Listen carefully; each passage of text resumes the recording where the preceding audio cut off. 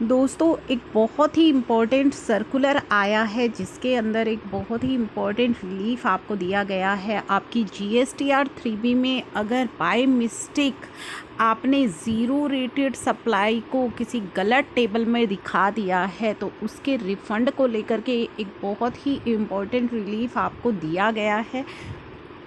Paragraph 26 of circular number 125 जो कि एक सर्कुलर आया था 18 नवंबर 2019 को, उसके पैराग्राफ 26 में एक क्लैरिफिकेशन दी गई थी in relation to cases where tax payer, जहाँ पे टैक्स पेयर ने inadvertently enters the details of export of service और ज़ीरो रेटेड सप्लाई और SEZ unit and developer in table 3.1a instead of table 3.1b, table 3.1a में enter कर दिया था instead of table 3.1b में of form GSTR 3B। तो अपनी GSTR 3B में अगर फाइलिंग में उनसे इस तरह की कोई मिस्टेक हो गई है of the and were unable to claim the refund of integrated tax on the same through form GST RFT 01A और वो अपना रिफंड नहीं क्लेम कर पाए by filing the form GST RFT 01A।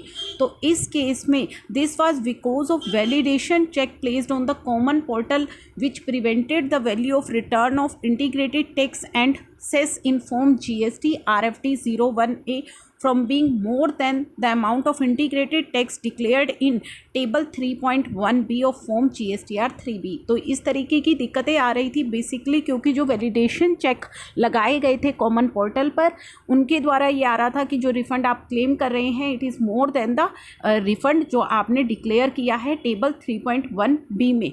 वो क्यों आ रहा था? क्योंकि आपने गलती से 3.1a में डाल दिया था इंस्टेड ऑफ 3.1b।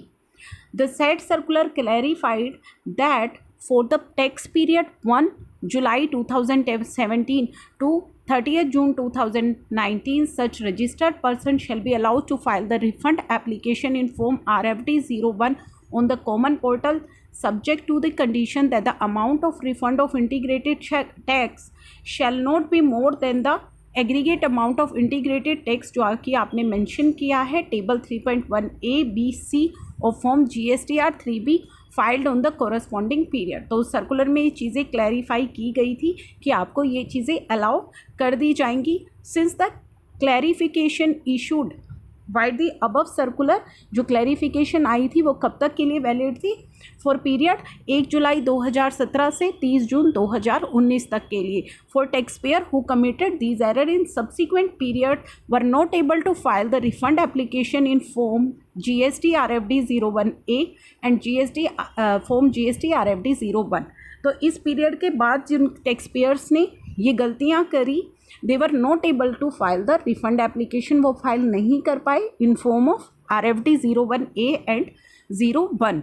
तो इस इशू को एग्जामिन किया गया and it has been decided to extend the relaxation which is provided for filing refund claim where the taxpayer inadvertently entered the details of export of service, zero supply और SEZ unit and developer।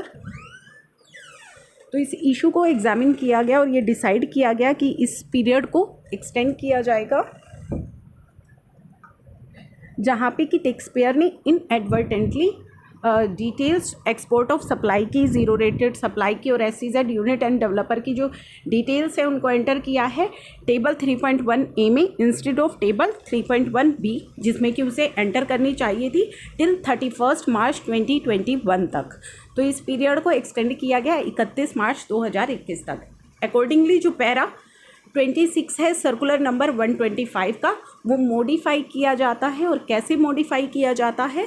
In this regard it is clarified that for the tax period commencing from 1 July 2017 से 31 March 2021 such registered person shall be allowed to file the refund application in form GST RFD 1 on the common portal subject to the condition that amount of refund of integrated tax shall not be more than the aggregate amount of integrated tax in table 3.1A, B and C of the form 3B filed on the corresponding period। तो ये पूरा का पूरा जो paragraph है वो amend किया गया है कि जो टैक्स पीरियड आपका 1 जुलाई 17 से 31 मार्च 2021 तक registered person refund application file कर सकते हैं RFD 01 के फॉर्म में।